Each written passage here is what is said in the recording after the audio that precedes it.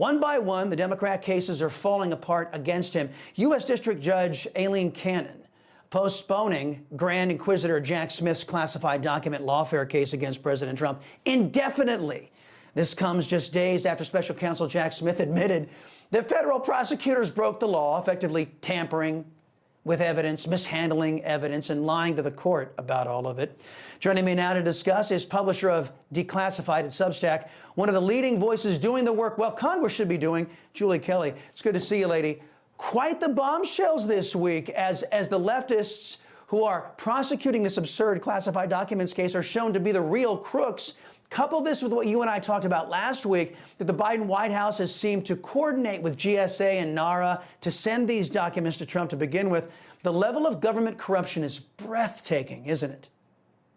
It is. And here's the real story, not just that the May 20th trial date has been vacated and that Judge Cannon said in her order last night it would be imprudent to schedule a trial date, given all the outstanding pretrial issues.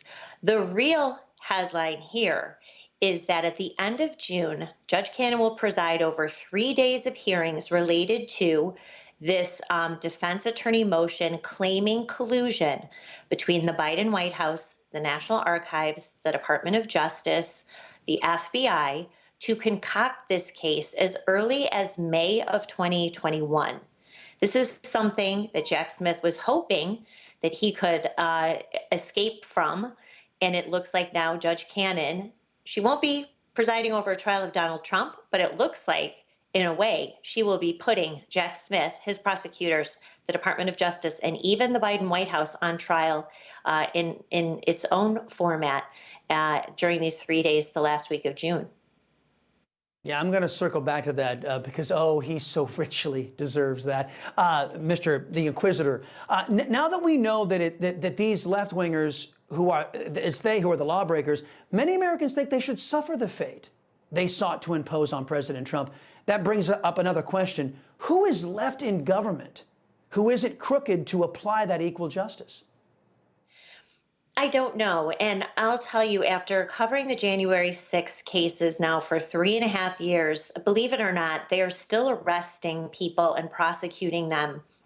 They just announced today a woman from California facing a felony and misdemeanors for January 6th. This caseload is over 1,400 defendants.